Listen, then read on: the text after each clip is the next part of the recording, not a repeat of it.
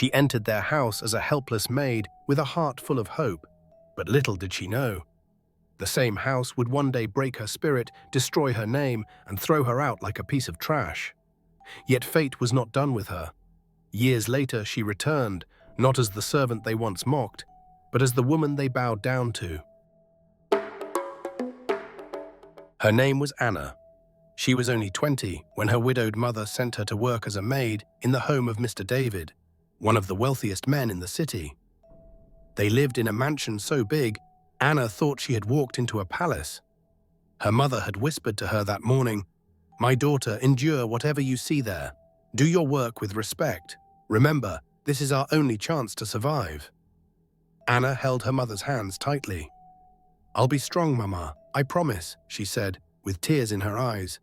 But no promise could prepare her for what awaited inside that house. The first day, the madam of the house, Mrs. Linda, welcomed her with a cold stare. She scanned Anna from head to toe and finally fixed her eyes on the girl's innocent face. You are the new maid. Listen carefully," she said cruelly. "In this house, you do not speak unless spoken to. You eat only after everyone else has eaten. And remember, you are a servant, not one of us." Anna bowed her head quickly. "Yes, Ma," she replied. From that moment, her life became a routine of sweeping, washing, scrubbing, cooking, and endless errands. Yet despite the exhaustion, Anna would smile quietly. She told herself it was only temporary. One day she would save enough to take care of her mother and maybe return to school. At first, everything looked fine. Mr. David was a quiet and respected man. His wife, Mrs. Linda, was strict but always dressed in fine lace and gold. Their 3 children lived like prince and princesses. Sharon and Naomi, the daughters, loved to mock Anna's accent and the simple slippers she wore. Chris, the only son, was arrogant and full of himself, always walking as if the whole world belonged to him. Still, Anna told herself she would endure. But then, one night, something happened. It was late. Anna had just finished washing the dishes and was about to dispose a bucket of water at the back of the house. Suddenly, she heard footsteps behind her. She turned. It was Chris. He was smiling, but it was not a kind smile. It was the kind of smile that made her heart beat fast with fear. "Anna," he said, blocking her way, "why are you always running from me? Don't you know I can make your life easy or even worse here?" Anna shook her head quickly. "Please, Chris, leave me alone. I just want to go and rest," she said in fear. From that night on, Chris's behavior grew bolder. He would brush his hand against hers when she served food, block the corridor and whisper things that made her skin crawl. One day he told her, "You belong to me, don't ever forget that. And when I'm ready, I'll get what I want." Anna wanted to tell Mrs. Linda, but she feared the wicked and arrogant woman would not believe her. She became scared of what could happen any time. And then this very faithful day, her fear came true. Chris called her to dress his room.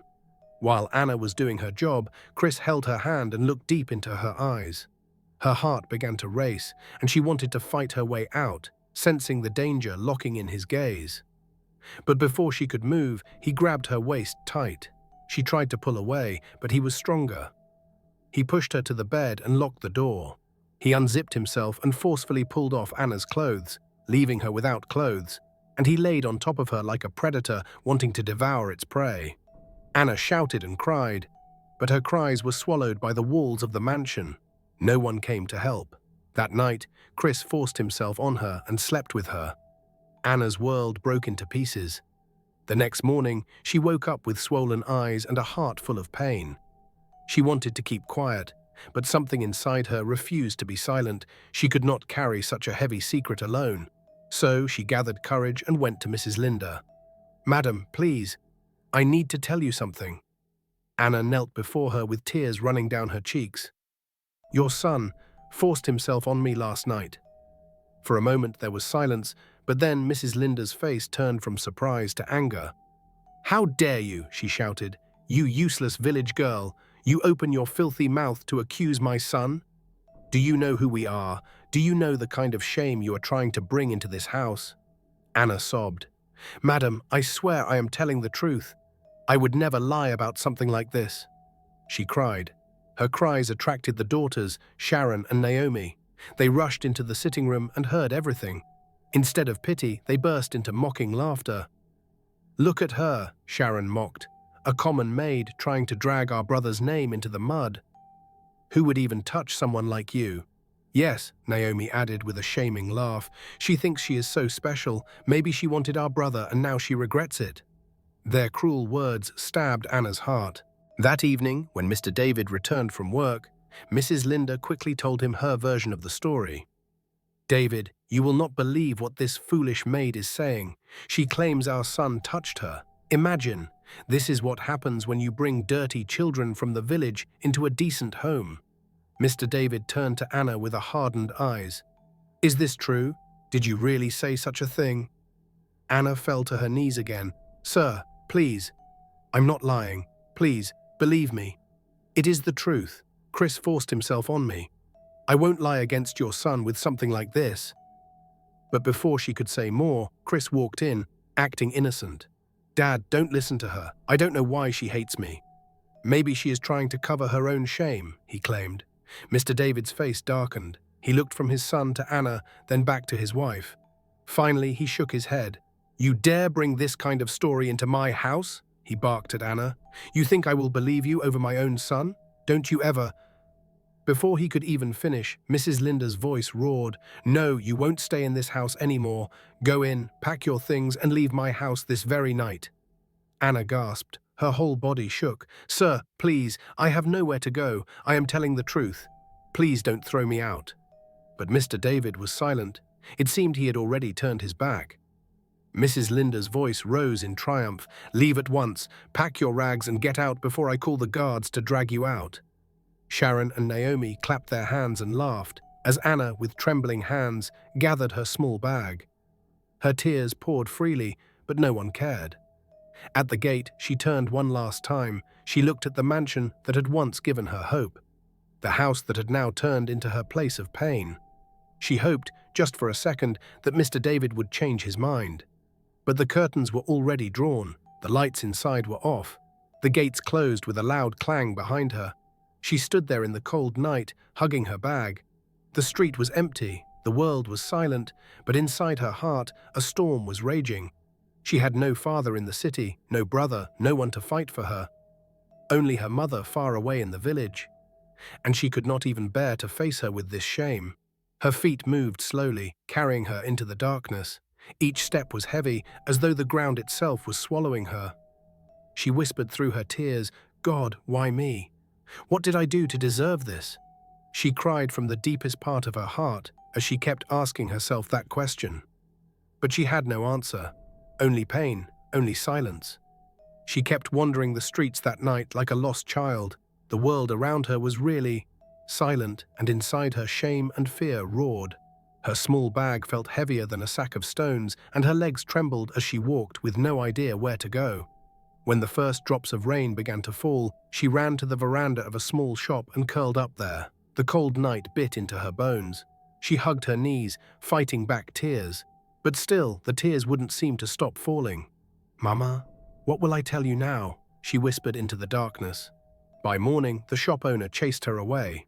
She moved from street to street, her slippers broken, her face pale from hunger. Sometimes kind strangers gave her a piece of bread or a little money, but most people pushed her aside, calling her a beggar. Anna thought about returning to her mother in the village, but shame tied her legs. What would she say? That she went to work in the city but came back broken? That she was thrown out like trash? No. She couldn't bring more sorrow to her poor mother, who had already suffered enough, so she chose to survive on her own. She began washing clothes for women in the neighborhood. They paid her little, but it was enough to buy Gary and sometimes beans. At night, she slept on a mat in the corridor of a woman's house who pitied her. Life was hard, but at least she was alive. Weeks passed, then months. One morning, Anna woke up feeling sick and weak. Her stomach twisted and her legs shook as she tried to stand. At first, she thought it was hunger, but when the days turned into weeks and her body began to change, she realized the truth. She was pregnant. The moment hit her like thunder. She sat on the floor, staring at her trembling hands. No, this cannot be happening. Tears rolled down her face. The shame, the fear, the pain, it was too much. Her mind screamed, "What will I do now? How will I raise a child on the street?" For weeks, she hid her condition as best as she could, wearing big wrappers and keeping quiet. But her strength failed her. The washing became too hard, the hunger too sharp, and the sickness too much. One afternoon, as she struggled to fetch water, her body collapsed. When she woke up, she was in a small clinic. A kind nurse bent over her. "My dear," the nurse said softly, "you were lucky to survive, but I am sorry. You lost the baby." Anna's chest heaved as tears filled her eyes. She turned her face away, looking into the wall helplessly and too broken to speak. The nurse touched her shoulder gently and said to her, "Do not cry too much. Life still lies ahead of you. God saved you for a reason." But Anna's heart was heavy. She felt cursed, unwanted, and empty. For many weeks, she lived in deep sorrow. Every night, she cried deeply, asking God why her life was full of pain. Sometimes, she even wished she would not wake up in the morning. But little by little, something inside her refused to die. She remembered her mother's words the day she left for the city. "Anna, no matter what happens, do not give up. Even if the world rejects you, do not reject yourself." Those words became her strength. Anna wiped her tears and decided to fight again. She went back to the market and begged women to let her sell tomatoes for them. She carried loads on her head. She even swept shops. Slowly, she began to save small money. One day, as she was sitting by the roadside frying a kara with the little beans she bought, a fine woman in a car stopped. She rolled down the window and looked at Anna carefully. "Young girl," the woman said, "you look too young to be suffering like this. Why are you here alone?" she asked. Anna lowered her eyes, feeling ashamed. "Madam, I am just trying to survive," she answered. The woman looked at her for a moment, then gave her some money. "Use this to help yourself. Do not give up, my dear. Life can still change." Anna's eyes filled with tears for the kindness. "Thank you, madam. God bless you," she told the woman. That day, a small fire lit in her heart again. She told herself, "If strangers can believe in me, then I will not give up on myself." She began working harder. She fried a kara daily, sold more food, and saved every little money. Her business grew slowly. People in the market started to notice her. They said, "This girl is strong. She doesn't give up." Years passed. Anna was no longer the helpless girl who had been thrown out of the mansion. She was still poor, but she had built a small name for herself in the market. People respected her courage, but deep inside, she never forgot the night that destroyed her life. She never forgot Chris's cruel smile. She never forgot Mrs. Linda's insults, and she never forgot the silence of Mr. David when she begged for justice. One Sunday morning, as she wore her neatest dress and went to church, she prayed for strength, for peace, and for a better tomorrow. After service, she stood outside waiting for transport. Then she heard the sound of a car horn. She turned, and a shiny black Jeep stopped in front of her, and surprisingly, 3 familiar figures stepped out. It was Sharon, Naomi, and Mrs. Linda. They were dressed in expensive clothes, their jewelry was shining, and their shoes were sparkling. The years had only made them prouder, sharper, and richer. When their eyes fell on Anna, a slow smile spread across Sharon's lips. She folded her arms and laughed. "Well, well, look who we have here, the useless maid who once tried to bring shame to our family." Naomi mocked. "So this is where life has left you? I heard you also sell akara in the market. I told you, Anna, you are nothing but a rag." Mrs. Linda stepped closer, her eyes cold. "Listen to me, girl. I warned you years ago, and I will warn you again. No matter what, make sure you keep far from my family. You are not our level, and you will never be." Anna's hands shook, but she refused to bow her head. She looked straight at them. Tears of the pain from all these years filled her eyes, tempting to fall, but she tried hard to push them back in. She summoned the courage to respond, even though her voice shook. "Madam, life is not finished yet. Tomorrow is bigger than today, and one day, you will remember my words." She turned and walked away, feeling hurt but still strong and courageous. That night, she couldn't sleep. Their mocking laughter rang in her ears, but so did her own words. Tomorrow is bigger than today. The next morning, she woke up early and went to the market. She poured her anger into her work, frying akara with fire in her eyes. Her food became more popular. People would say that Anna, her akara tastes different, she's really good. Months passed. With her savings, she rented a small wooden kiosk and expanded her food business from akara to rice and stew. Slowly, she became a known face in the market. People respected her determination. But fate had more in store. One hot afternoon, Anna was busy serving plates of food when a black Jeep stopped in front of her stall. She thought it was a random customer until she saw the door open. Her heart almost stopped. It was Mr. David. Her hands shook so much she almost dropped the spoon. She froze, staring at him as he stepped out of the car. He looked even more handsome, and his presence was still powerful. He looked at her for a long time before speaking. "I know this face," he said slowly. Anna swallowed hard. "Good afternoon, sir," she greeted. Mr. David's eyes widened. "Anna, is it truly you?" Her lips trembled, and she gave a small nod. For a moment, there was total silence between them. Then Mr. David sighed deeply. His shoulders felt heavy. "My God, after all these years. Anna, you are alive." The word struck her heart. Alive. Yes, she was alive, but not because of him. She wanted to scream, "I am alive, but you killed me that night with your silence." Instead, she said nothing. Then Mr. David looked at her stall, at the steaming pots of food, and at the customers eating happily. He shook his head slowly. "You built all this by yourself?" he asked. "Yes, sir," Anna replied quietly. His eyes softened. "You are stronger than I thought." Anna did not reply. Pain and anger swirled inside her. She remembered the night he believed his son and wife over her. She remembered the gates slamming shut behind her. She wanted to hate him, but she could not deny the sincerity in his eyes now. "Anna," David said, his voice heavy with guilt, "I wronged you. I should have listened to you that night, but I failed you, and I have carried that guilt every day." Tears burned Anna's eyes, but she blinked them away. "It is too late, sir. What is done," she whispered. "No," he said quickly, "it is not too late to make things right. And I will make it right this time. Let me help you now, please." Anna's chest rose and fell quickly. She wanted to push him away or even reject him as he once rejected her, but something in his tone stopped her. From that day, David began visiting her stall often. At first, Anna was cold and distant, but gradually she saw his efforts were real. He brought friends to eat at her stall. He gave her advice on how to manage her money.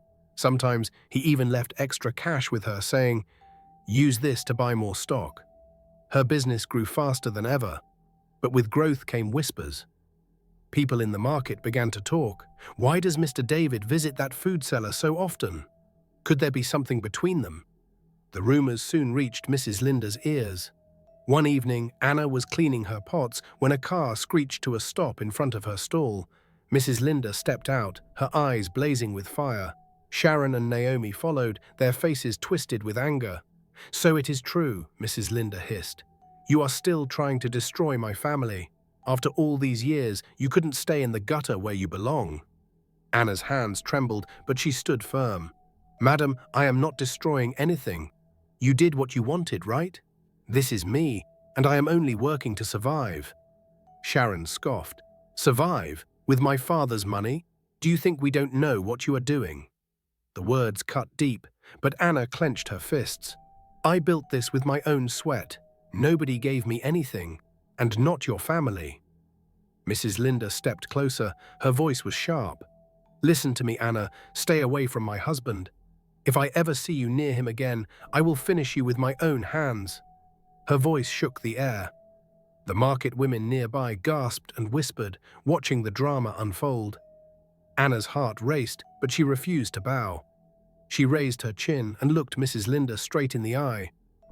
"You can threaten me, but you cannot stop what God has written. One day the truth will speak for itself." Mrs. Linda slapped her across the face so hard her ears rang. The daughters pulled their mother away, and they stormed off, leaving Anna shaking with anger and pain. That night, Anna sat alone in her small room, her cheeks still burned from the slap. Tears fell, but her mind was clear. Enough, I will not keep running from them.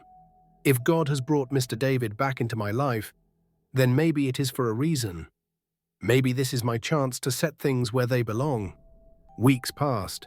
Mr. David continued supporting her quietly, ignoring his wife's protests. One faithful evening, he invited Anna to his office. When she arrived, he looked nervous, almost shy. "Anna," he cleared his throat. "I cannot hide it anymore. The more I see you, the more I realize how much I admire you. You are strong, honest, and not like that disrespectful and arrogant thing I call a wife. You are different, and you survived what would have killed many. But I've grown to care about you." Her eyes widened. "Sir, what are you saying?" He took a deep breath. "I am saying I want to marry you. I want to make things right with you." The words fell like thunder in her ears. Anna's heart stopped. Marry? The same man who once threw her out? The same man whose son destroyed her life? She stepped back, shaking her head. "Sir, this cannot be. Your family will never accept me." He moved closer, his eyes firm. "Then they will learn to accept. I will no longer live by their lies. I want peace, and I find it only with you. Please, Anna, say yes." Anna's lips trembled. Her mind was torn between fear and hope. She thought of Mrs. Linda's threats, Sharon's insults, and the whole family's cruelty. Could she really step into that house again? But this time, not as a maid, but as their madam. Before she could answer, the door burst open. Standing there was Sharon. Her face was red with fury, and beside her was Mrs. Linda, her eyes blazing like fire. The office became deadly silent. Sharon's high heels clicked against the tiled floor as she stormed inside. Her eyes burned with rage. Mrs. Linda followed behind, and her voice was sharp. "So it is true," Sharon shouted, pointing at Anna. "Father, you have something to do with this wretched thing, a maid that our family threw out like dirt." Anna froze. Her heart pounded like a drum. She wanted to speak, but her lips refused to move. Mr. David stood firm. His voice was calm but strong. "Sharon, respect yourself. This is not your matter. This is between me and Anna." "Not my matter?" Sharon screamed. "You want to disgrace this family in front of the whole world. You want me to call this thing family? Never. It will never be me." Mrs. Linda stepped forward with a hardened face. "David, have you lost your senses? How can you even think of such a thing? After all the shame she tried to bring upon us years ago, after the lies she told about my son." Anna's chest heaved. She finally found her voice. "I did not lie. I told the truth, and you all turned your backs on me." Mrs. Linda's eyes flashed with fury. "Shut your mouth. You are nothing but a common girl who wants to destroy a decent family." But Mr. David raised his hand. "Enough, Linda. Enough of your lies. I know the truth now. I should have listened years ago. But I let pride blind me. That night I saw guilt in Chris's eyes, but I ignored it because of you. I failed Anna, and I will not fail her again." The words hung heavy in the air. Sharon gasped, covering her mouth. Mrs. Linda staggered back, her lips trembling. "David, you dare speak against your own son?" Mr. David's voice was steady. "I will speak against lies, no matter who carries them." He turned to Anna, and his eyes softened. "Anna, you have suffered enough. Let me give you the life you deserve." Tears filled Anna's eyes. She had dreamed of justice, but she never imagined it would come like this. But the battle was not over. Mrs. Linda hissed like a snake. "You think you can throw me aside for this girl? You will regret it, Namdi. I swear you will regret it." With that, she stormed out, dragging Sharon with her. The door slammed so hard that the windows shook. The days that followed were filled with storms. Mrs. Linda spread rumors everywhere. She told family friends that Anna bewitched David. She whispered lies that Anna was chasing wealth and power. Sharon fueled the fire, calling Anna names in public and disrespecting her whenever they crossed paths. But Mr. David stood firm. He called his lawyer. Within weeks, divorce papers were served to Mrs. Linda, but she refused to give in. Anna could hardly believe it. She wanted to run or even hide from all the drama. But each time she tried to withdraw, David held her hand and said, "Do not be afraid. You are not alone anymore." Then came the wedding day. It was a small, dignified ceremony. Anna's eyes shone with tears as she walked down the aisle. Not as a maid, not as a beggar, but as a bride. Mr. David stood waiting. He felt happy for the first time in years. Some guests whispered in shock. He married a maid, can you imagine? Others shook their heads with jealousy, but Anna held her head high. For the first time in her life, she felt seen, valued, and honored. When the pastor pronounced them husband and wife, Anna's tears spilled freely. Her life had turned in a way she never imagined. But peace did not last long. After the wedding, Anna moved into the mansion. The same gates that once shut her out now opened wide for her. The same guards who once ignored her now bowed and said, "Welcome, madam." It felt like a dream, but inside the mansion, war was waiting. Sharon refused to accept her. She slammed doors, insulted her openly, and even refused to eat at the same table. "Father, I will never call her mother," Sharon spat one day. Mr. David's voice thundered. "Then do not eat my food, Sharon. As long as you live under my roof, you will respect my wife." Still, Sharon's hatred only grew. Naomi, the second daughter, was quieter. She watched Anna carefully, sometimes with curiosity, sometimes with jealousy, but she was not as fiery as Sharon. And then there was Chris. He had been away studying abroad, but news of his father's new wife reached him. One hot afternoon, he returned, stepping into the mansion with his usual arrogant walk. When his eyes landed on Anna sitting at the dining table, his smile disappeared. His jaw tightened. "You," he barked. "What are you doing here?" Anna looked straight at him. Her heart was steady. "This is my house now," she responded. Chris's hands balled into fists. He turned to his father. "Dad, what madness is this? You married a maid, my maid." Mr. David's voice was calm but sharp. "Watch your mouth, Chris. She is not your maid, she is my wife. And from today, you will respect her as madam of this house." Chris's laugh was bitter. "Never, I will never bow to her." Anna turned to him. Her voice was quiet but strong. "You may not bow today, Chris, but the truth always wins, and when it comes, you will bow, whether you like it or not." For the first time, the usual arrogant Chris had no reply. He stormed out with a red, angry face. But Anna's words would soon come true, in a way none of them expected. Because hidden deep in Mrs. Linda's past was a secret she prayed would never see the light of day. The secret about her so-called son, Chris. As the day went by, the mansion was no longer quiet. Since Anna became madam of the house, tension lived in every corner. Sharon walked around with fire in her eyes. Naomi watched silently like a shadow, and Chris hated her most of all. He refused to greet her, he refused to sit at the same table. Every day, he spat cruel words at her. "You think you're somebody now. Don't fool yourself, Anna. You're still that poor girl who begged for food on the street." Anna never replied with insults. She only looked at him calmly and said, "One day, Chris, the truth will speak." Those words made his anger burn hotter, but Anna had learned patience. She knew that life had a way of exposing hidden secrets. And soon the secret Mrs. Linda had buried for years began to shake the mansion like thunder. It started with an argument. One evening, Naomi was in her mother's room when Mrs. Linda whispered angrily, "Your father is a fool. How can he disgrace me with that girl? I gave him children. I gave him everything." Naomi cut her off. "Mum, stop shouting. You know Dad will hear." But Mrs. Linda, in her anger, forgot herself. She cried out, "No, I won't. He's weak just like you. You're never fierce like your sister, Sharon. Both of you irritate me. That is why I never gave him a son, because he's a weakling. Yes, and that's what you're too." The words fell like stones. Naomi froze. "Mum, what are you saying?" she asked. Mrs. Linda covered her mouth, realizing too late what had escaped, but Naomi's eyes widened in shock. "Are you telling me Chris is not Daddy's son?" Mrs. Linda grabbed her daughter's hand. "Keep your voice down. Nobody must ever know. It was only a mistake with the gateman years ago. Chris came from that. But if David finds out, I am finished. Do you hear me? Finished." Naomi's chest rose and fell quickly. She stared at her mother as if seeing her for the first time.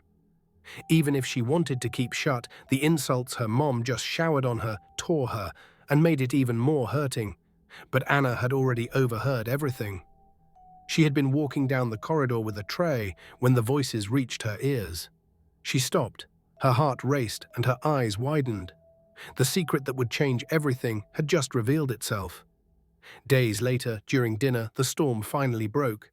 Chris insulted Anna again in front of everyone. "Father, why don't you open your eyes? This lady is using you, can't you see? She's a curse to this family. She doesn't belong here." Mr. David slammed his hand on the table. "Enough, Chris. I will not allow you to insult my wife in my house again." Chris stood, pointing at Anna. "You call her your wife? Then I swear I am not your son." The words stunned the room. Sharon gasped. Naomi dropped her spoon as if preparing for this moment. Mr. David frowned. "What do you mean by that?" he asked. Chris stammered, realizing he had spoken out of anger. I... But Naomi could not hold it anymore. She jumped to her feet. "Tell him, Mom. Tell him the truth. Chris is not his son." The room went silent. Mr. David's face turned pale. He turned slowly to his wife. "Linda, what is this child saying?" he demanded. Mrs. Linda shook her head wildly and spoke. "David, don't listen to her. She doesn't know what she is saying." But Naomi's voice grew louder. "No, Dad, I heard it from her mouth. Mom said Chris is the son of the old gateman, not yours." Chris's mouth dropped open. He looked at his mother in horror. "Mom, is it true?" The truth hung heavy in the air. Mrs. Linda's lips trembled, but she could not lie anymore. Tears spilled from her eyes as she whispered, "Yes, it's true." Mr. David staggered back, his hand wrapped around his chest. His voice shook with anger and pain. "Linda, you mean all these years? All these years I raised someone else's son, and you never told me?"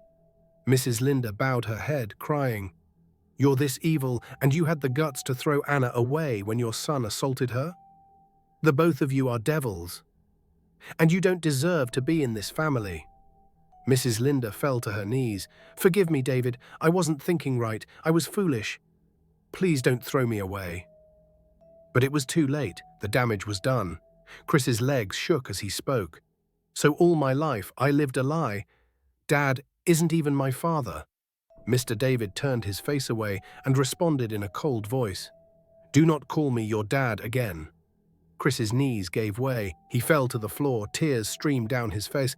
For the first time, the proud and arrogant young man bowed his head, not out of respect, but out of shame.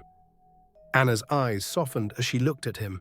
The same boy who once destroyed her life now sat broken before her. She whispered quietly, "Did I not tell you, Chris? One day the truth will speak." That night, Mrs. Linda and her son, Chris, were thrown out of the mansion. Sharon and Naomi wept, but they knew there was nothing they could do. Mr. David sat in the sitting room, his hands shaking. He turned to Anna. "You see why I call you a blessing?" he asked calmly. "The truth that was buried for years has finally come out, and it came through you. Anna, you were meant to be in my life." Tears filled her eyes as she nodded slowly. For the first time in years, Anna felt peace. The same house that once threw her out now called her Madam. The same people who mocked her now bowed their heads in silence. 1 week later, she traveled back to the village. When her mother saw her arrive in a fine car with guards opening the doors, she almost fainted. "Anna, my daughter, what is all this?" Her mother panicked. But Anna ran into her mother's arms, crying, "Mama, God has done it. The stone that the builders rejected has become the cornerstone. You will not suffer again." Her mother wept and laughed at the same time, holding her daughter tightly. After the visit, Anna brought her mother back to the mansion. The gates that once pushed her out now opened wide for both mother and daughter. The maids bowed, the guards saluted, and Anna's mother stepped into the big house, her heart swelled with joy. That night, they ate together at the dining table. Mr. David sat at the head, Anna by his side, and her mother smiling with tears in her eyes. It was a picture Anna never thought she would see. The maid who was once disgraced was now madam of the mansion. The girl who once cried at the gate was now the owner of the house. Truly, tomorrow was bigger than today. My besties, life has a way of turning tables. Those who mock you today may bow before you tomorrow. Those who push you out may one day open their doors wide for you. Anna's story reminds us that no matter the pain, no matter the shame, the truth will always rise. And when it rises, it cannot be hidden. At Roots of the African Tales, we believe stories like this carry lessons that shine light on our own journeys. Did this story touch your heart? If it did, don't keep it to yourself. Share it with friends and family. Click the like button to support Roots of the African Tales and subscribe so you never miss another powerful story. Remember, your own story is not over. Tomorrow is always greater than today.